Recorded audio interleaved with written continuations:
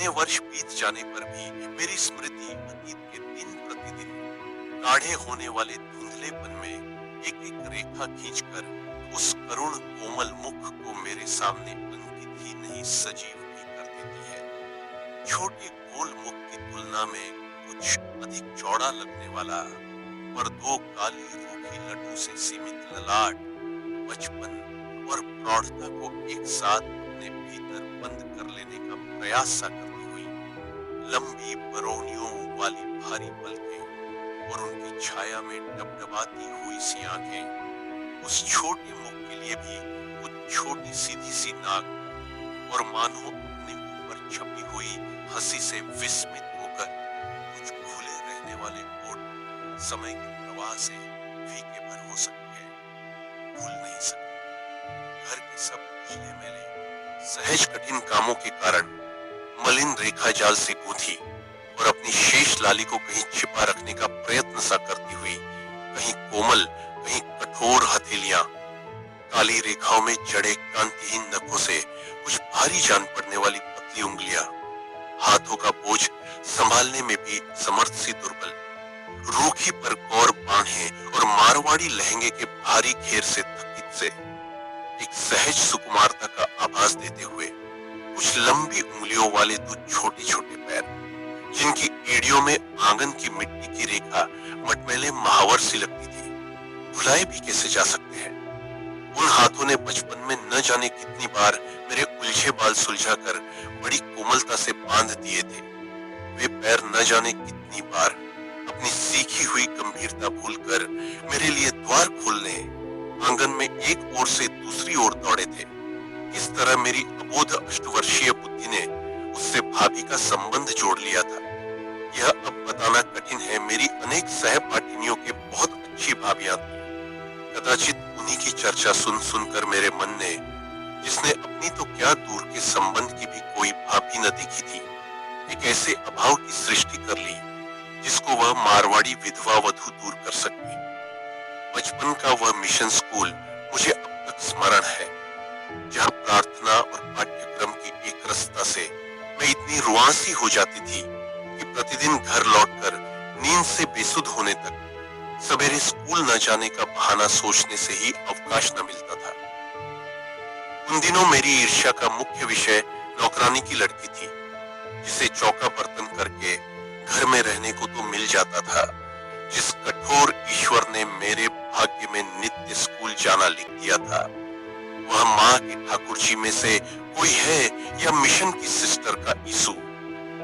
यह निश्चय न कर सकने के कारण मेरा मन विचित्र दुविधा में पड़ा रहता था। यदि वह माँ की ठाकुर जी में से है तो आरती पूजा से जी चुराते ही क्रुद्ध होकर मेरे घर रहने का समय और कम कर देगा, और यदि स्कूल में है तो बहाना बनाकर न जाने से पढ़ाई के घंटे और बढ़ा देगा। इसी उधेड़पुन में मेरा मन पूजा, आरती, प्रार्थना सब में भटकता ही रहता था। इस अंधकार में प्रकाश की एक रेखा भी थी।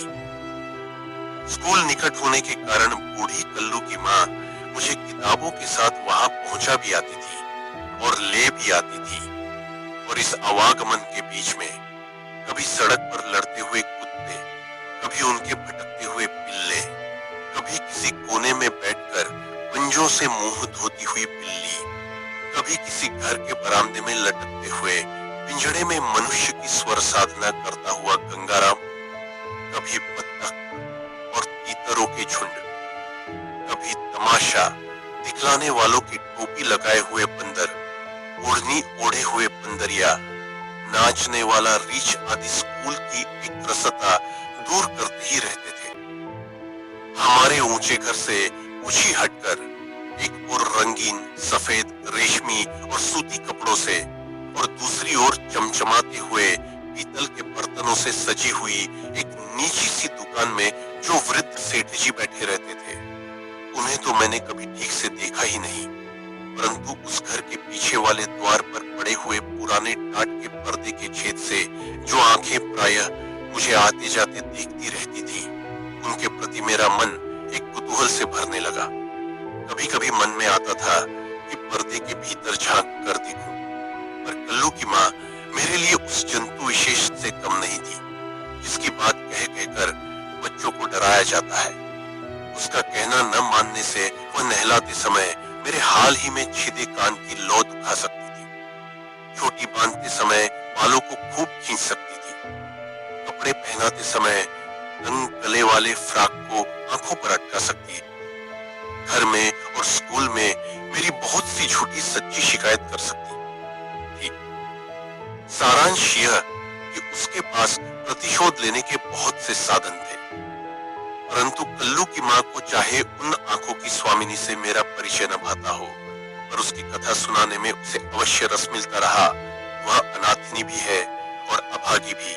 बूढ़े सेठ सबके मना करते करते भी इसे अपने इकलौते लड़के से ब्याह लाए और उसी साल लड़का बिना बीमारी के ही मर। अब सेठ जी का इसकी चंचलता के मारे नाक में दम है न इसे कहीं जाने देते हैं, न किसी को अपने घर आने। केवल अमावस पुनो एक ब्राह्मणी आती है, जिसे वे अपने आप खड़े रहकर सीधा दिलवा कर विदा कर देते हैं। वे बेचारे तो जाति बिरादरी में भी इसके लिए बुरे बन गए हैं, और इसकी निर्लज्जता देखो।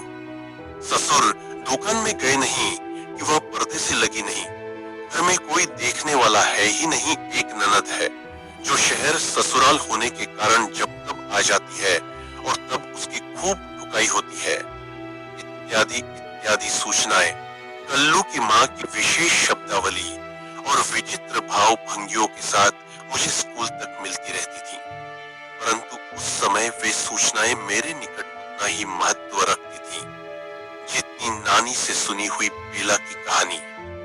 कथा में बेचैन कर देने वाला सत्य इतना ही था कि कहानी की राजकुमारी की आंखें पुराने टाट के पर्दे से सुनने वाली बालिका को नित्य ताकती ही रहती थी। यह स्थिति तो कुछ सुखद नहीं कही जा सकती। यदि सुनी हुई कहानी के सब राजा, रानी, राजकुमार, राजकुमारी, दैत्य, दानव आदि सुनने वालों को इस प्रकार देखने लगे, तो कहानी सुनने का सब सुख चला जावे। यह कल्लू की माँ की कहानी और पर्दे के छेद से देखने वाली आंखों ने मुझे समझा दिया था। भूरे टाट में जड़ी सी वे काली आंखें मेरी कल्पना का विषय ही बनी रहती। यदि एक दिन पानी बरसने से कल्लू की माँ रुक न गई होती, पानी थमते ही मैं स्कूल से अकेले ही चल न दी होती और गीली सड़क पर उस पर्दे के सामने ही मेरा पैर न फिसल गया होता। बच्चे गिरकर प्रायः चोट के कारण न रोकर लज्जा से ही रोने लगते हैं। मेरे रोने का भी कदाचित यही कारण रहा होगा, क्योंकि चोट तो मुझे याद नहीं आती। कह नहीं सकती कि पर्दे से निकलकर कब उन आंखों की स्वामिनी ने मुझे आंगन में खींच लिया, परंतु सहसा विस्मय से मेरी रुलाई रुक गई। एक दुर्बल और सुकुमार बालिका जैसी स्त्री अपने अंचल से मेरे हाथ और कपड़ों का कीचड़ मिला पानी पोंछ रही थी और भीतर दालान से वृद्ध सेठ का कुछ विस्मित स्वर कह रहा था, अरे यह तो वर्मा साहब की बाई है। उसी दिन से वह घर, जिसमें न एक भी झरोखा था, न रोशनदान, न एक भी नौकर दिखाई देता था, न अतिथि और न एक भी पशु रहता था, न पक्षी, मेरे लिए एक आकर्षण बनने लगा। उस समाधि जैसे घर में लोहे के प्राचीर से घिरे फूल के समान वह किशोरी बालिका बिना किसी संगी साथी, बिना किसी प्रकार के आमोद प्रमोद के मानो निरंतर वृद्धा होने की साधना में लीन थी। वृद्ध एक ही समय भोजन करते थे और वह तो विधवा ठहरी दूसरे समय भोजन करना ही यह प्रमाणित कर देने के लिए पर्याप्त था कि उनका मन विधवा के संयम प्रधान जीवन से ऊबकर किसी विपरीत दिशा में जा रहा है। प्रायः निराहार और निरंतर मिताहार से दुर्बल देह से वह कितना परिश्रम करती थी, यह मेरी बालक बुद्धि से भी छिपा न रहता था। जिस प्रकार उसका खंडहर जैसे घर और लंबे चौड़े आंगन को बैठ बैठ कर बुहारना, आंगन के कुएं से अपने और ससुर के स्नान के लिए ठहर कर पानी खींचना और धोबी के अभाव में मैले कपड़ों को काट की मोगरी से पीटते हुए रुक रुक कर साफ करना मेरी हंसी का साधन बनता था। उसी प्रकार केवल जलती लकड़ियों से प्रकाशित दिन में भी अंधेरी रसोई की कोठरी के घुटते हुए धुएं में से रह रहकर आता हुआ खांसी का स्वर, कुछ गीली और कुछ सूखी राख से चांदी सोने के समान चमका कर तथा कपड़े से पोंछकर मारवाड़ में काम में लाने के समय बर्तन पानी से धोए जाते हैं। रखते समय शिथिल उंगलियों से छूटते हुए बर्तनों की झंझनाहट मेरे मन में एक नया विषाद भर देती थी। परंतु काम चाहे कैसा ही कठिन रहा हो, शरीर चाहे कितना ही क्लांत रहा हो, मैंने न कभी उसकी हंसी से आभासित मुख मुद्रा में अंतर पड़ते देखा और न कभी काम रुकते देखा। और इतने काम में भी उस अभागी का दिन द्रौपदी के चीर से होड़ लेता था। सवेरे स्नान, तुलसी पूजा आदि में कुछ समय बिताकर ही वह अपने अंधेरे रसोई घर में पहुंचती थी। परंतु 10 बजते बजते ससुर को खिला पिलाकर उसी टाट के पर्दे से मुझे शाम को आने का निमंत्रण देने के लिए स्वतंत्र हो जाती थी। उसके बाद चौका बर्तन कूटना पीसना भी समाप्त हो जाता। परंतु अब भी दिन का अधिक नहीं तो एक प्रहर शेष रह ही जाता था। दुकान की ओर जाने का निषेध होने के कारण वह अवकाश का समय उसी टाट के पर्दे के पास बिता देती थी, जहां से कुछ मकानों के पिछवाड़े और एक दो आते जाते व्यक्ति ही दिख सकते थे। परंतु इतना ही उसकी चंचलता का ढिंढोरा पीटने के लिए पर्याप्त था। उस 19 वर्ष की युवती की दयनीयता आज समझ पाती हूँ, जिसके जीवन के सुनहरे स्वप्न गुड़ियों के घरौंदे के समान दुर्दिन की वर्षा में केवल बह ही नहीं गए, वरन उसे इतना एकाकी छोड़ गए कि उन स्वप्नों की कथा कहना भी संभव न हो सका। ऐसी दशा में उसने 8 वर्ष की बालिका को ही अपने संगीहीन हृदय की सारी ममता सौंप दी। परंतु वह बालिका तो उसके संसार में प्रवेश करने में असमर्थ थी। इसी से उसने उसी के गुड़ियों वाले संसार को अपनाया।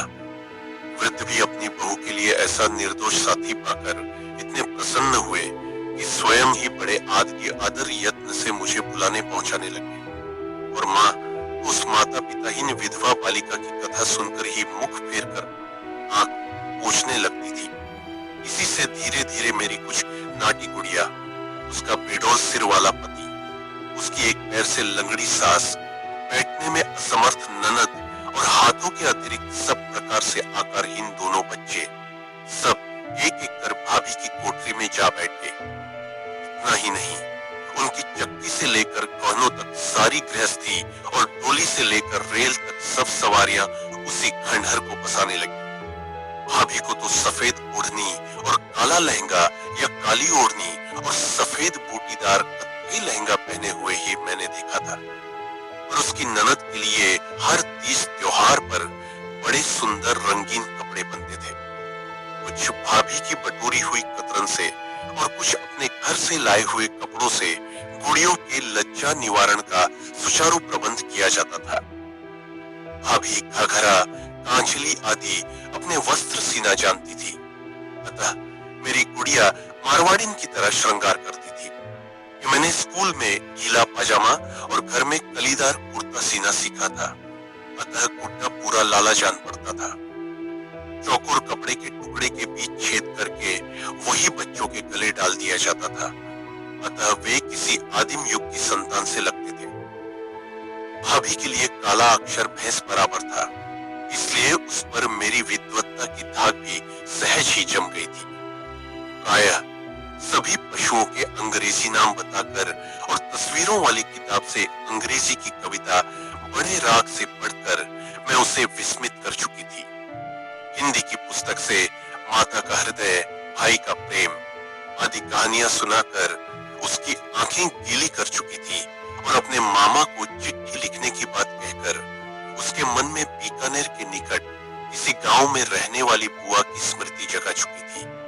वह प्रायः लंबी सांस लेकर कहती, पता नहीं जानती, नहीं तो तुमसे एक चिट्ठी लिखवा कर डाल देती। सबसे कठिन दिन तब आते थे जब वृद्ध सेठ की सौभाग्यवती पुत्री अपने नहर आती थी। उसके चले जाने के बाद भाभी के दुर्बल गोरे हाथों पर जलने के लंबे काले निशान और पैरों पर नीले दाग रह जाते थे। पर उनके संबंध में कुछ पूछते ही वह गुड़िया की किसी समस्या में मेरा मन अटका देती थी। उन्हीं दिनों स्कूल में कशीदा काटना सीखकर मैंने अपनी धानी रंग की साड़ी में बड़े बड़े नीले फूल काढ़े। भाभी को रंगीन कपड़े बहुत भाते थे। इसी से उसे देखकर वह ऐसी विस्मय विमुग्ध रह गई, मानो कोई सुंदर चित्र देख रही हो। मैंने क्यों माँ से हट करके वैसा ही कपड़ा मंगवाया और क्यों किसी को बिना बताए हुए छिपा छिपा कर उस ओढ़नी पर नीले फूल काटना आरंभ किया, यह आज भी समझ में नहीं आता। वह बेचारी बार बार बुलवा भेजती, नए नए गुड़ियों के कपड़े दिखाती, नए नए घरौंदे बनाती, पर फिर भी मुझे अधिक समय तक ठहराने में असमर्थ होकर बड़ी निराश और करुण मुद्रा से द्वार तक पहुंचा जाती। उस दिन की बात तो मेरी स्मृति में गर्म लोहे से लिखी जान पड़ती है, जब उस ओढ़नी को चुपचाप छिपाकर मैं भाभी को आश्चर्य में डालने गई। शायद सावन की तीज थी, क्योंकि स्कूल के सीधे साधे बिना चमक दमक वाले कपड़ों के स्थान में मुझे गोटा लगी हुई लहरिए की साड़ी पहनने को मिली थी। और सवेरे पढ़ने बैठने की बात न कहकर माँ ने हाथों में मेहंदी भी लगा दी थी। वह दालान में दरवाजे की ओर पीठ किए बैठी कुछ भी नहीं थी। इसी से जब दबे पांव जाकर मैंने उस ओढ़नी को खोलकर उसके सिर पर डाल दिया तो वह हड़बड़ा कर उठ बैठी। रंगों पर उसके प्राण जाते ही थे। उस पर मैंने गुड़ियों और खिलौनों से दूर अकेले बैठे बैठे अपने नन्हे हाथों से उसके लिए उतनी लंबी चौड़ी ओढ़नी काढ़ी थी। आश्चर्य नहीं कि वह क्षण भर के लिए अपनी उस स्थिति को भूल गई, जिसमें ऐसे रंगीन वस्त्र वर्जित थे और नए खिलौने से प्रसन्न बालिका के समान एक बेसुधपन में उसे ओढ़ मेरी ठुड्डी पकड़कर खिलखिला पड़ी।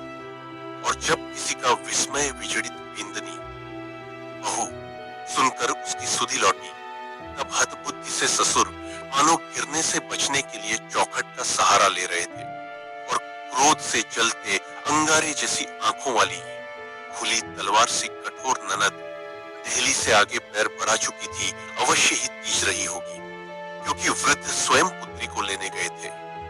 इसके उपरांत जो हुआ वह तो स्मृति के लिए भी अधिक करुण है। क्रूरता का वैसा प्रदर्शन मैंने फिर कभी नहीं देखा। बचाने का कोई उपाय न देखकर ही कदाचित मैंने जोर जोर से रोना आरंभ किया, परंतु बच तो वह तब सकी जब मन से ही नहीं शरीर से भी बेसुध हो गई। वृद्ध मुझे कैसे घर पहुंचा गए, घबराहट से मैं कितने दिन ज्वर में पड़ी रही, यह सब तो गहरे कोहरे में छिप गया है। परंतु बहुत दिनों के बाद जब मैंने फिर उसे देखा, तब उन बचपन भरी आंखों में विषाद का गाढ़ा रंग चढ़ चुका था और वे ओठ जिन पर किसी दिन हंसी छपी सी जान पड़ती थी, ऐसे कांपते थे मानो भीतर का क्रंदन रोकने के प्रयास से थक गए हों। उस एक घटना से बालिका प्रौढ़ हो गई थी और युवती वृद्धा।